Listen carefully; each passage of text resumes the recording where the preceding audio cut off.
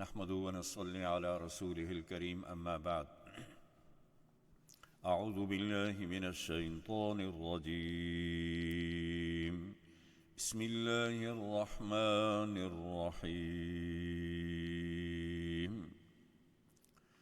ألف لام را تلك آيات الكتاب المبين إنا أنزلناه قرآنا عربيا لعلكم تعقلون نحن نقص عليك أحسن القصص بما أوحينا إليك هذا القرآن وإن كنت من قبله لمن الغافلين صدق الله العظيم. سامعین و ناظرین حضرات، السلام علیکم ورحمۃ اللہ وبرکاتہ۔ آج کی اس نشست میں ہمارے پاس سورہ یوسف اور سورہ رعد ہیں۔ سورہ یوسف کی 4 آیتوں کے سوا پوری صورت مکی ہے۔ اس کی کل آیات 111 ہیں اور 12 رکوع ہیں اس کے۔ مضمون اس صورت میں حضرت یوسف علیہ السلام کا قصہ تفصیل اور ترتیب کے ساتھ بیان کیا گیا ہے۔ یہ واحد صورت ہے کہ جس میں صرف حضرت یوسف علیہ السلام کا قصہ ہی ذکر کیا گیا ہے اور کوئی چیز اس کے اندر باقی ذکر نہیں کی گئی۔ قرآن کریم کے اندر جتنا تفصیل سے حضرت یوسف علیہ السلام کا قصہ آیا ہے اور ایک ہی صورت میں آیا ہے، اور کوئی ایسا واقعہ نہیں ہے کہ جو تفصیل کے ساتھ اتنا ایک ہی صورت میں اور ایک ہی جگہ میں بیان کیا گیا ہو۔ قرآن کریم میں حضرت موسیٰ علیہ السلام کا ذکر تمام انبیاء سے زیادہ ذکر کیا گیا ہے، لیکن وہ مختلف جگہوں میں ذکر کیا گیا ہے۔ مثلا سورہ بقرہ کے اندر تقریباً کوئی آدھے سپارے میں حضرت موسیٰ علیہ السلام اور بنی اسرائیل کا ذکر ہے۔ اسی طرح سورہ طٰہٰ اکثر تقریباً ساری سورہ تقریباً اسی واقعہ میں ہے، اور سورہ قصص ہے، سورہ شعراء ہے، ان میں تقریباً بہت جگہ میں حضرت موسیٰ علیہ السلام اور بنی اسرائیل کا ذکر آیا ہے، لیکن وہ مختلف جگہوں میں ہے۔ حضرت یوسف علیہ السلام کا تفصیل کے ساتھ ایک ہی صورت میں جو واقعہ آیا ہے، اور کسی نبی کا اتنا تفصیل سے ایک جگہ میں اور ایک ہی صورت میں ذکر نہیں کیا گیا۔ اس کی بہت ساری وجوہات تھی۔ حضرت ابراہیم علیہ السلام کے 2 بیٹے تھے، حضرت اسماعیل اور حضرت اسحاق۔ حضرت اسماعیل علیہ السلام کی اولاد میں سوائے رسول اللہ صلی اللہ علیہ وسلم کے اور کوئی نبی نہیں آیا، اور حضرت اسحاق کی اولاد میں حضرت یعقوب ہیں، اور پھر یعقوب کی اولاد میں تمام انبیاء علیہ السلام تشریف لائے، اور حضرت یعقوب ہی کا لقب جو تھا وہ بنی اسرائیل تھا، اور ان کی اولاد میں جتنے انبیاء آئے ہیں ان کو انبیاء بنی اسرائیل کے نام سے پکارا جاتا ہے۔ حضرت یعقوب علیہ السلام کے 12 بیٹے تھے، اور ان کی پہلی بیوی جو تھی لیا، اسے 10 بیٹے ہوئے، اور وہ فوت ہو گئی۔ اس کے فوت ہونے کے بعد اس کی دوسری بہن جو تھی اس کا راحیل نام تھا، ان سے حضرت یعقوب کی شادی ہوئی، اور پھر راحیل سے حضرت یوسف اور بنیامین پیدا ہوئے۔ بنیامین کی ولادت پر ہی ان کی والدہ فوت ہو چکی، اور اس کے بعد حضرت یوسف اور ان کے بھائی بنیامین کو حضرت یعقوب علیہ السلام نے اپنی بہن کے پاس پرورش کے لیے چھوڑ دیا۔ یہ ان کے پاس وہاں گرو کیا انہوں نے، دونوں بھائیوں نے، اور وہاں ہی تھے جب تک حضرت یعقوب کی بہن فوت نہیں ہو چکی تھی، تو یوسف انہی کے پاس رہے، اور وہ بھی ان کو بہت زیادہ محبوب سمجھتی تھی، اور حضرت یعقوب بھی اپنے بیٹے یوسف سے بہت زیادہ محبت کرتے تھے۔ حضرت یعقوب علیہ السلام اکثر چاہتے تھے کہ یہ بیٹا میرے پاس رہے، لیکن ان کی بہن چونکہ ان کی پرورش کر رہی تھی اور وہ یہ چاہتی تھی کہ یہ میرے ہی پاس رہیں، تاہم انہوں نے حضرت یعقوب کے اصرار پر حضرت یوسف کو ان کے پاس بھیجا، لیکن اس کے ساتھ بھی انہوں نے ایک حکمت عملی اختیار کی، جس کی وجہ سے یوسف دوبارہ اپنے پھپھو کے پاس گئے اور وہاں انہوں نے گرو کیا، اور وہ اس وقت تک ان کے پاس رہے جب تک وہ زندہ رہی۔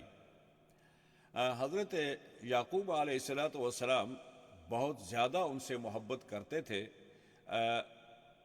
ان کی ایک وجہ یہ بھی تھی کہ حضرت یوسف کو اللہ تبارک و تعالی نے جو حسن دیا تھا وہ دنیا کے اندر مشہور تھا۔ جیسے ایک شاعر نے بھی کہا ہے کہ حسن یوسف دم عیسیٰ ید بیضاں داری، آنکھ خوبہ ہما دارند کی تو تنہا داری، کہ حضرت یوسف کا حسن اور حضرت عیسیٰ کے معجزات یہ مشہور تھے، اور یہ دونوں چیزیں جو تھی یہ نبی کریم صلی اللہ علیہ وسلم کے اندر موجود تھی۔ حضرت یوسف علیہ السلام نے بچپن میں ایک خواب دیکھا۔ خواب میں وہ دیکھتے ہیں کہ 11 کوكبا کہ 11 ستارے اور سورج اور چاند ان کے سامنے سجدہ کر رہے ہیں۔ یہ خواب انہوں نے اپنے باپ حضرت یعقوب علیہ السلام سے بیان کی، تو حضرت یعقوب علیہ السلام نے انہیں کہا کہ یہ خواب اپنے بھائیوں کے سامنے بیان نہیں کرنے۔ اس کے بعد چونکہ بھائیوں نے جب یہ دیکھا کہ باپ ہمارے بھائی سے ہم سے زیادہ محبت کرتے ہیں، اور چونکہ یہ سوتیلے بھائی تھے، باپ شریک بھائی تھے، تو انہوں نے کہا کہ کوئی ایسا طریقہ اختیار کیا جائے کہ یہ باپ کی محبت جو ہے وہ یوسف سے ہٹ کر ہمارے پاس آ جائے۔ اس کا انہوں نے یہی طریقہ سوچا، بھائیوں نے آپس میں مشورہ کیا، انہوں نے کہا کہ ایسا کرتے ہیں کہ اس کو ہم قتل کر دیتے ہیں، کسی نے کہا کہ کنویں میں ڈال دیتے ہیں تاکہ باپ سے یہ دور ہو جائے اور باپ کی محبت ساری ہماری طرف توجہ مبذول ہو جائے۔ نتیجہ یہ ہوا کہ انہوں نے یہ مشورہ کیا کہ ہم جب دوسرے دن بکریاں چرانے کے لیے ہم جائیں گے تو ہم باپ سے یہ گزارش کریں گے کہ آپ یوسف کو ہمارے ساتھ بھیج دیں تاکہ یہ ہمارے زائدہ ہمارے ساتھ کھیلے گا، کودے گا اور ہم اس کی نگرانی کریں گے، تو باپ شاید اس پر راضی ہو جائے۔ جب انہوں نے یہ تجویز باپ کے سامنے پیش کی تو باپ نے کہا کہ ایسا نہیں ہوگا، اس لیے کہ تم کھیل کود میں مشغول ہو جاؤ گے، اور اس علاقے میں جنگل میں بھیڑیے بھی بہت زیادہ ہیں، تو ایسا نہ ہو کہ بھیڑیا یوسف کو کھا جائے اور تم غافل ہو جاؤ اس سے۔ بھائیوں نے ہر صورت میں یہ کوشش کر کے باپ کو راضی کر لیا کہ ہم اتنے سارے آدمی ہیں اور ہماری موجودگی میں یہ کیسے ممکن ہے کہ بھیڑیا اس کو کھا جائے، انا اذا لخاسرون، پھر تو ہم بڑا خسارہ پانے والے میں سے ہو جائیں گے۔ تو نتیجہ یہ ہوا کہ وہ حضرت یوسف کو ساتھ لے گئے۔ حضرت یوسف کو ساتھ لے جانے کے بعد دن کو انہوں نے یہ آپس میں مشورہ پہلے کر چکے تھے کہ ہم نے یوسف کو کنویں میں ڈالنا ہے۔ زیادہ کا مشورہ یہ تھا کہ قتل کر دیا جائے، لیکن ان کا بڑا بھائی کے متعلق یہ معروف ہے کہ اس کا نام یہودا تھا، اور اس نے کہا کہ نہیں، قتل نہیں کرتے، بلکہ ہم یوسف کو کنویں میں ڈال دیتے ہیں، کوئی بھی قافلہ یہاں سے گزرے گا وہ اس کو لے جائے گا، یا یہ اندر خود ہی مر جائے گا، تو آپ لوگ آسانی سے اس سے چھوٹ جائیں گے۔ نتیجہ یہ ہوا کہ وہ حضرت یوسف علیہ السلام کو دوسرے دن لے کر چلے گئے، اور وہ کھیل کود کرتے رہے، اور اس کے ساتھ ہی انہوں نے بھائی کو اس کے ہاتھ باندھ کر رسی سے اس نے لٹکا کر انہوں نے کنویں کے اندر انہیں ڈال دیا۔ روایات کے اندر آتا ہے کہ حضرت جبریل علیہ السلام تشریف لائے اور حضرت یوسف کو نیچے ایک پتھر کے اوپر، کنویں کے اندر ایک پتھر کے اوپر حضرت یوسف کو انہوں نے بٹھا دیا تاکہ وہ پانی میں ڈوب کر ہلاک نہ ہو جائے۔ 3 دن تک ان کا بھائی یہودا ان کے لیے کھانا لاتا رہا اور رسی سے لٹکا کر کھانا بھی دیتا رہا، اور آخر جب چوتھے دن وہ آیا تو بھائی کو نہیں پایا۔ اس نے جا کر اپنے بھائیوں سے ذکر کیا، وہ سارے آئے اور اس کی تلاش میں لگ گئے۔ ایک قافلہ جو شام سے راستہ بھول کر ادھر سے گزر رہا تھا مصر کی جانب، اس کو پانی کی بھی تلاش تھی، اور وہ جب یہاں سے گزرا تو اس نے دیکھا کہ یہاں ایک کنواں ہے جو کہ ویران پڑا ہوا ہے، تو ان کا خیال تھا کہ شاید اس کے اندر ہمیں کچھ نہ کچھ پانی ہمیں پینے کے لیے استعمال کے لیے مل جائے۔ انہوں نے اپنا بوکا جو کنویں میں ڈالا پانی کے لیے، تو اس بوکے کے اندر حضرت یوسف علیہ السلام برآمد ہو گئے۔ قال یا بشری ھذا غلام، انہوں نے کہا کہ خوشخبری ہے، ہمیں تو ایک بچہ مل گیا ہے، اور وہ اس بچے کو لے کر چل پڑے۔ بھائی جب آئے، انہوں نے دیکھا کہ یوسف کنویں کے اندر نہیں ہے، تو وہ اس کی تلاش میں گئے۔ انہیں معلوم ہوا کہ یہاں سے ایک قافلہ بھی گزرا ہے، اس قافلے کا پیچھا کیا اور اس قافلے کو انہوں نے پا لیا۔ اس قافلے کے اندر حضرت یوسف کو جب انہوں نے پایا تو انہوں نے قافلے والوں سے کہا کہ یہ تو ہمارا غلام ہے، یہاں سے بھاگا تھا اور آپ نے اس کو پکڑ کر بڑا ظلم کیا ہے، اور اب آپ یہ ہے کہ اس کو ہمارے حوالے کریں۔ لینا تو انہوں نے تھا نہیں، وہ تو کسی نہ کسی طرح اپنی جان چھڑانا چاہتے تھے، لیکن انہوں نے یہ عذر کیا اور کہا کہ اگر تم اس کو لینا ہی چاہتے ہو تو پھر ہم تمہیں یہ بیچ دیں گے، اور اس کے مقابلے میں ہمیں آپ کچھ رقم عطا کر دیں۔ وہ رقم کیا تھی؟ قرآن کریم نے اس کا ذکر کیا ہے، وَشَرَوْهُ بِثَمَنٍ بَخْسٍ دَرَاهِمَ مَعْدُودَةٍ۔ مفسرین نے لکھا ہے کہ لغہ عربیہ کے اندر محدودہ جو ہے وہ 20 سے لے کر 40 تک ہوتا ہے، تو گویا یہ جو رقم انہوں نے لی تھی یہ 20 دینار اور 20 سے زیادہ، یعنی 40 سے کم اور 20 سے زیادہ اس کے درمیان یہ رقم تھی۔ حضرت یوسف علیہ السلام کو وہ قافلہ لے کر روانہ ہو گیا، اور جب وہ مصر میں پہنچا تو اس نے پھر اپنی مرضی سے حضرت یوسف کو وہاں فروخت کیا۔ کہتے ہیں کہ حضرت یوسف کو ان لوگوں نے وہاں جب پہنچایا، اور انہوں نے پھر یوسف کی جو قیمت تھی وہ سونے، چاندی، ریشمی کپڑے اور جواہرات جتنی وہ ہو سکتی تھی انہوں نے اس کی قیمت لگائی، اور اس قیمت کو کے اندر انہوں نے حضرت یوسف کو عزیز مصر، جو کہ یہ اس وقت وہاں کے وزیر خزانہ تھے، انہوں نے حضرت یوسف کو خرید لیا۔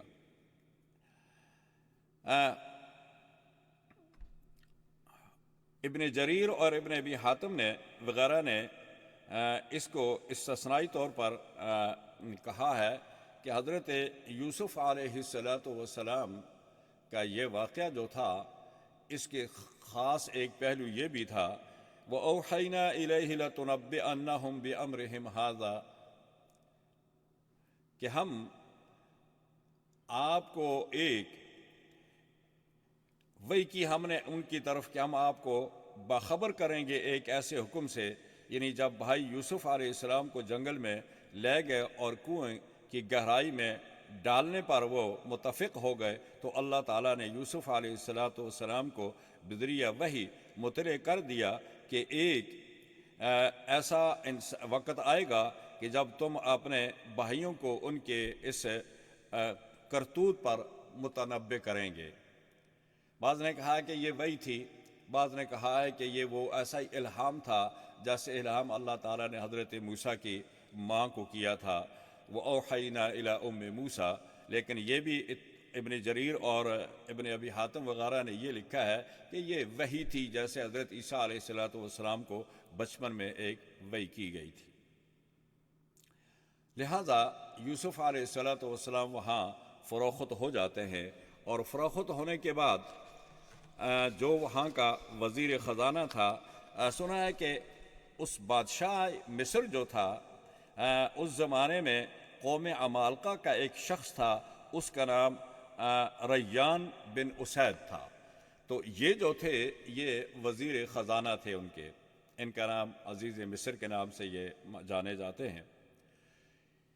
انہوں نے حضرت یوسف کو خریدا اور انہوں نے کہا اپنی بیوی سے کہ ہم اس کو اپنا بیٹا بنا لیں گے اور یہ ہمیں کام آئے گا، یہ بہت ہمارے لیے فائدہ مند ہوگا۔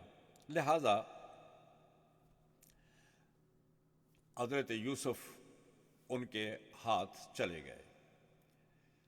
نتیجہ یہ ہوا کہ حضرت یوسف ان کے گھر میں گرو کیا اور بڑے ہو گئے، اور قرآن کریم نے ارشاد فرمایا وَلَمَّا بَلَغَ أَشُدَّهُ آتَيْنَاهُ حُکْمًا وَعِلْمًا۔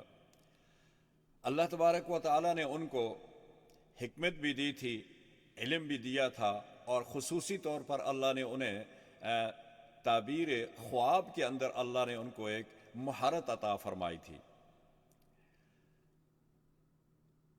ان کا حسن، جمال، ان کی جوانی ایسی تھی کہ جو بھی ان کو دیکھتا تھا وہ ان سے محبت کرتا تھا۔ فقد شغفها حبا انا لنراك في ضلال مبین۔ زلیخا جو عزیز مصر کی بیوی تھی وہ ان سے بہت ہی زیادہ محبت کرنے لگی، اور اس کا نتیجہ یہ ہوا کہ اس کے دل کے اندر ایک بدنیتی پیدا ہو گئی، اور اس نے حضرت یوسف علیہ السلام کو اپنی طرف بدکاری کے لیے دعوت دی۔ قالت حیت لک قال معاذ اللہ انہ ربی احسن مثواي انہ لا يحب الظالمین۔ حضرت یوسف نے کہا کہ میں اپنے کو اللہ کی پناہ میں دیتا ہوں اس کام سے جس کی طرف تو مجھے بلاتی ہے۔ حضرت یوسف علیہ السلام کی طرف اس نے آگے بڑھنا شروع کیا تو حضرت یوسف دروازے کی طرف بھاگے اپنے آپ کو بچانے کے لیے، اور دروازے پر جو ہی پہنچے تو وہاں عزیز مصر آ گئے تھے۔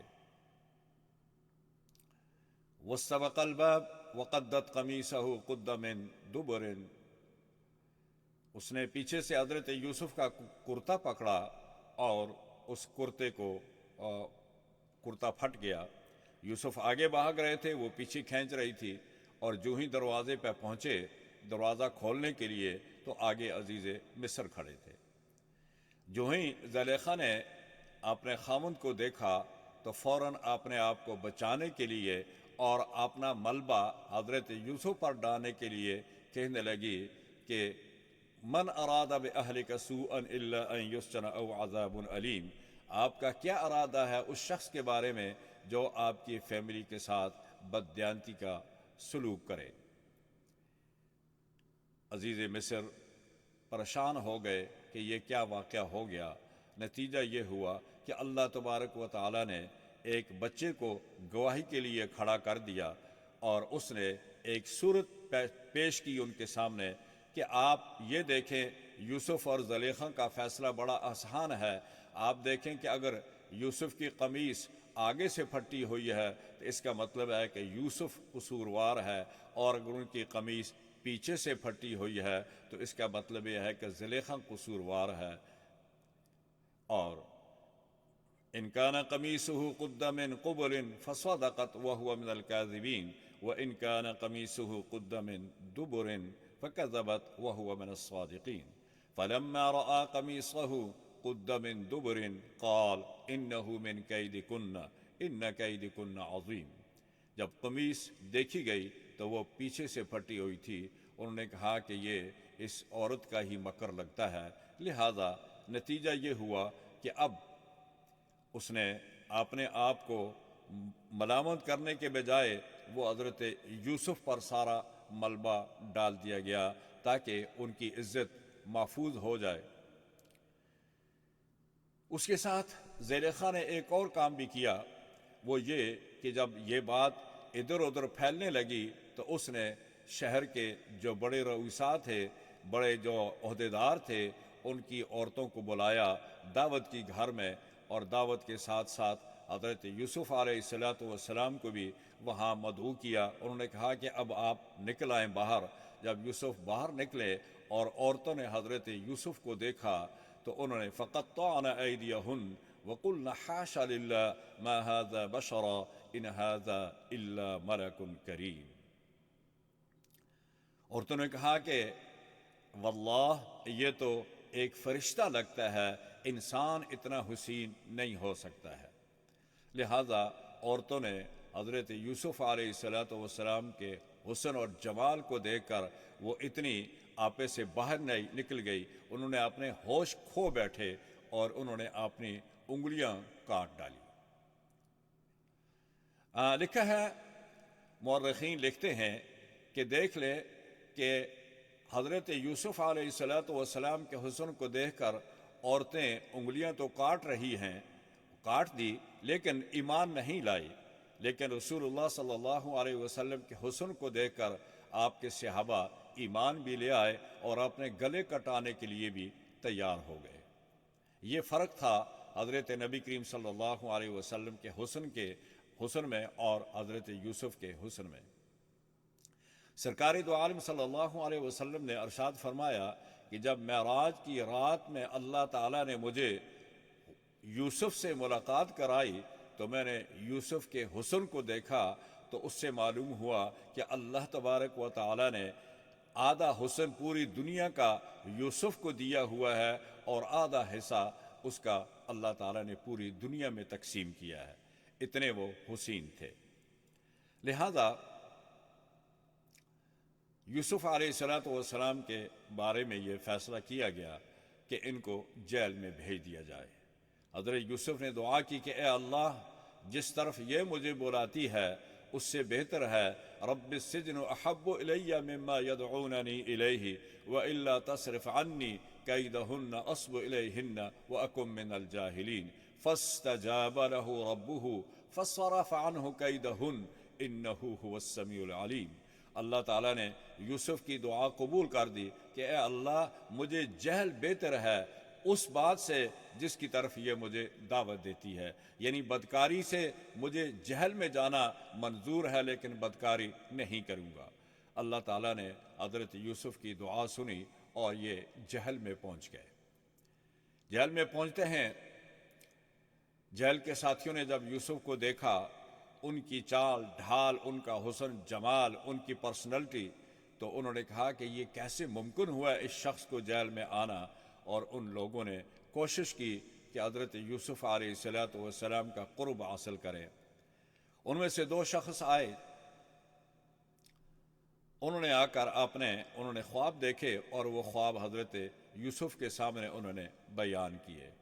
اور دیکھ لیں کہ نبی ابتدا ہی سے نبی ہوتا ہے.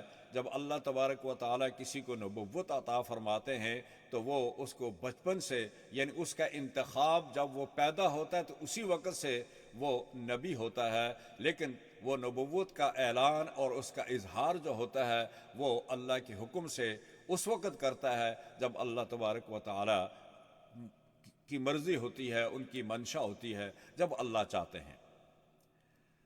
حضرت یوسف علیہ السلام نے جیل میں بھی جا کر اللہ کی توحید کا ڈنکا بجا دیا اور کہا کہ ارباب متفرقون خیر ام اللہ الواحد القہار. امر اللہ تعبدوا الا ایاہ، کہ کیا بہت سارے خدا بہتر ہیں یا ایک اللہ بہتر ہے؟ بہت سارے دروازے بہتر ہیں؟ ارباب متفرقون خیر ام اللہ الواحد القہار. ما تعبدون من دونه الا اسماء سميتموها انتم وآباؤكم ما انزل الله بها من سلطان ان الحكم الا لله عليه توكلت وعليه فليتوكل المؤمنون. حضرت یوسف علیہ السلام نے جہل میں بھی توحید کا درس دیا، لوگوں کو اللہ کی طرف دعوت دی. وہ دو ساتھی جیل کے آئے اور انہوں نے اپنے خواب حضرت یوسف علیہ السلام کے سامنے رکھے. ایک نے کہا کہ میں نے رات کو خواب دیکھا ہے اور خواب میں دیکھتا ہوں کہ میں اپنے مالک کو شراب پلا رہا ہوں. دوسرے نے کہا کہ میں نے خواب دیکھا ہے کہ میرے سر پر ایک روٹیوں کا ٹوکرا ہے اور اس سے پرندے روٹیاں نوچ کر لے جا رہے ہیں۔ حضرت یوسف علیہ السلام نے ان کی خواب کا جواب دیا۔ انہوں نے کہا کہ کھانا آنے سے پہلے پہلے میں تمہیں اس کا جواب دے دوں گا۔ لا یاتیکما طعام ترزقانہ الا نبأتکما بتاویلہ قبل ان یاتیکما مما علمنی ربی انی ترکت ملت قوم لا یؤمنون باللہ وبالآخرۃ۔ انہوں نے کہا کہ میں تمہیں اس خواب کی تعبیر تمہارا کھانا آنے سے پہلے پہلے بتا دوں گا۔ انہوں نے کہا کہ جس نے خواب دیکھا کہ وہ اپنے مالک کو شراب پلا رہا ہے وہ تو جیل سے آزاد ہو جائے گا، واپس چلا جائے گا، اور جس نے اپنے سر پر روٹیاں دیکھی ہیں اس کو سزا ہو جائے گی۔ نتیجہ یہ ہوا کہ جو جیل سے رہائی کا پروانہ لے کر نکلا اس کو حضرت یوسف علیہ السلام نے کہا کہ فاذکرنی عند ربک، کہ ذرا بادشاہ کے پاس میرا بھی ذکر کر دینا کہ ایک شخص وہاں بے گناہ جہل میں پڑا ہوا ہے۔ فانساہ الشیطان فذکر فلبث فی السجن بضع سنین، شیطان نے اسے بلہا دیا، اس کو یاد نہیں رہا، تو یوسف کو کئی سال جہل میں گزر گئے۔ عزیز مصر کو خواب آتا ہے، وقال الملك ائتوني به وقال الملك إني أرى 7 بقرات سمان يأكلهن 7 عجاف و7 سنبلات خضر وأخرى يابسات يا أيها الملأ أفتوني في رؤياي إن كنتم للرؤيا تعبرون۔ اس نے اپنے وزیروں کو، مشیروں کو بلایا اور کہا کہ یہ بتاؤ مجھے اس خواب کی تعبیر کیا ہے۔ میں نے خواب میں فربا 7 بیل دیکھے ہیں اور 7 بیل لاغر دیکھے ہیں، 7 خشک خوشے دیکھے ہیں اور 7 سرسبز و شاداب دیکھے ہیں، اس کی تعبیر کیا ہے؟ اس وقت اس شخص کو حضرت یوسف کی تعبیر کا علم ہوا، یاد آئے کہ تعبیروں کا بادشاہ جو ہے وہ تو جہل میں بیٹھا ہوا ہے۔ اس نے اجازت لے کر حضرت یوسف علیہ السلام سے ملاقات کے لیے روانہ ہوئے اور جہل میں پہنچے تو کہتے ہیں کہ یوسف ایھا الصدیق افتنا فی 7 بقرات سمان یأکلہن 7 عجاف و7 سنبلات خضر وأخرى یابسات لعلی ارجع الی الناس لعلہم یعلمون۔ اس نے کہا کہ اے صدیق، ایک خواب ہے، اس کی تعبیر آپ سے پوچھنی ہے اور یہ تعبیر جا کر میں نے واپس بادشاہ کو بتانی ہے۔ حضرت یوسف علیہ السلام نے اس کی تعبیر یہ بتائی کہ 7 سال بہت بارشیں ہوں گی، بہت غلہ پیدا ہوگا، سرسبز و شاداب ہوگا ملک، اس میں زیادہ سے زیادہ غلہ پیدا ہوگا، اور کوشش کی جائے کہ اس غلے کو سنبھال کر رکھا جائے اور ترتیب سے اس کو استعمال کیا جائے۔ آگے 7 سال جو آئیں گے وہ قحط سالی ہوگی، بارشیں نہیں ہوں گی، خشک سالی ہوگی، غلہ پیدا نہیں ہوگا، تو وہ 7 سال جو پہلے ہیں اس کے اندر جو غلہ جمع کیا جائے اس کو ان دوسرے 7 سالوں میں آہستہ آہستہ کر کے اس کو برتایا جائے، اور تاکہ وہ غلہ 7 سال اس قحط سالی میں پورا ہو سکے اور لوگوں کی بھوک اور پیاس اور لوگوں کی وہ جو خشک سالی اور قحط سالی جو ہے اس سے زیادہ لوگ متاثر نہ ہوں۔ اس نے جا کر بادشاہ کو جب یہ خواب بتا دیا تو بادشاہ نے کہا کہ جاؤ اس کو جیل سے نکال کر لے کے آؤ۔ جب وہ شخص دوبارہ ان کو لینے کے لیے، ان کی رہائی کے لیے پروانہ لے کر پہنچا تو حضرت یوسف نے ایک دم سے یہ نہیں کہا کہ میں جیل سے جانے کے لیے تیار ہوں۔ انہوں نے کہا کہ پہلے تو یہ بتاؤ کہ ان عورتوں کا کیا ہوا جن عورتوں نے اپنے ہاتھ کاٹ ڈالے تھے۔ قال الملك ائتوني به فلما جاءه الرسول قال ارجع الى ربك فاسأله ما بال النسوة اللاتي قطعن أيديهن ان ربي بكيدهن عليم۔ جاؤ ان عورتوں کے بارے میں خبر لے کر مجھے بتاؤ۔ قال فما خطبكن اذ راوتن یوسف عن نفسه قلنا حاش للہ ما علمنا علیہ من سوء قالت امرأة العزیز الآن حصحص الحق انا راودته عن نفسه وانه لمن الصادقین۔ حضرت یوسف نے زلیخا کا ذکر نہیں کیا تھا بلکہ مجموعی طور پر عورتوں کا بتایا تھا، اور وہ یہ سمجھتے تھے کہ ایک عورت کا ذکر کرنا یہ ان کی عزت اور ان کی بڑائی کے خلاف ہوگا، اور خصوصاً جب کہ میں ان کے گھر میں پلا ہوں، ان کا نمک کھایا ہے، اب ان کے لیے بدگوئی کرنا میرے لیے اچھا نہیں ہے۔ اس عزت کو وہ محفوظ کرنا چاہتے تھے، اس کو لوگوں کے سامنے نہیں لانا چاہتے تھے۔ اور یہ یہاں سے ایک سبق ہمیں یہ بھی ملتا ہے کہ جو لوگ جن لوگوں کے گھر کھا کر پل جائیں، بڑے ہو جائیں، پھر ان کو قادری نہیں بننا چاہیے، بلکہ ان کو ان کا عزت اور ان کی احترام کا احساس ہونا چاہیے۔ یہ نمک رحمی ہوتی ہے کہ آدمی کسی کے گھر میں کھا کر پلے بڑا ہوئے، جوان ہوئے، اور اس کے بعد جب اس کے پاس قوت اور طاقت آ جائے پھر وہ اپنے مالکوں کو یا ان مربیوں کو آنکھیں دکھائے۔ یہ ایک بہت ہی نہایت ہی خطرناک اور گھٹیا درجے کی یہ حرکت ہوتی ہے، ایسا کبھی بھی نہیں کرنا چاہیے۔ حضرت یوسف علیہ السلام نے مجموعی طور پر عورتوں کا ذکر کیا، لیکن آگے سے جواب یہ آیا کہ زلیخا نے اقرار کر دیا کہ انا راودته عن نفسه وانه لمن الصادقین، میں نے اس کو پھسلانے کی کوشش کی تھی لیکن وہ اس معاملے میں سچا تھا، اس نے سچ کا مظاہرہ کیا، صدق کا مظاہرہ کیا، غلطی ہماری تھی، اس کی نہیں تھی۔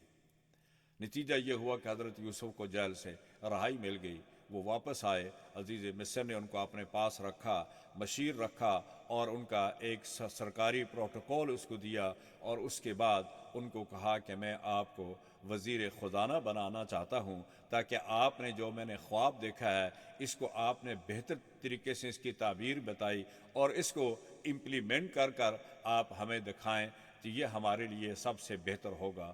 حضرت یوسف علیہ السلام وہاں آئے اور ان کو یہ عہدہ بھی مل گیا۔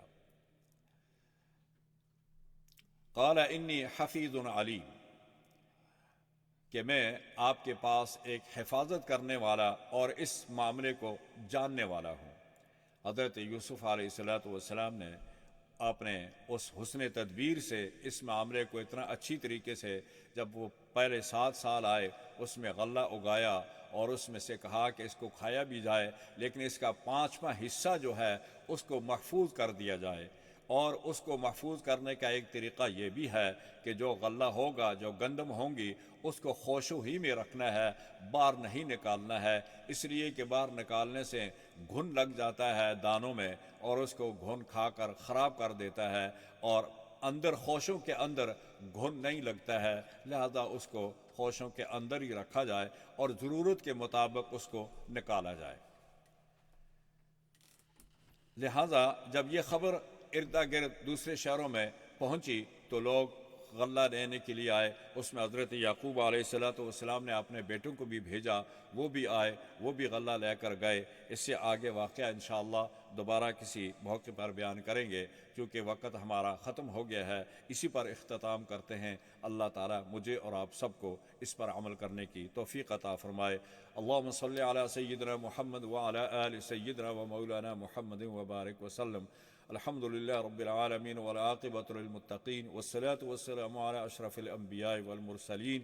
الہ العالمین تمام بیماروں کو شفاء کاملہ عاجلہ عطا فرما، قرضداروں کو قرض نجات عطا فرما، جو تنگ دستیں بے روزگاریں پریشان ہیں یا اللہ سب کی پریشانیوں کو دور فرما، جو لوگ دنیا سے رحلت فرما چکے یا اللہ سب کی مغفرت فرما، پسماندگان کو صبر جمیل عطا فرما۔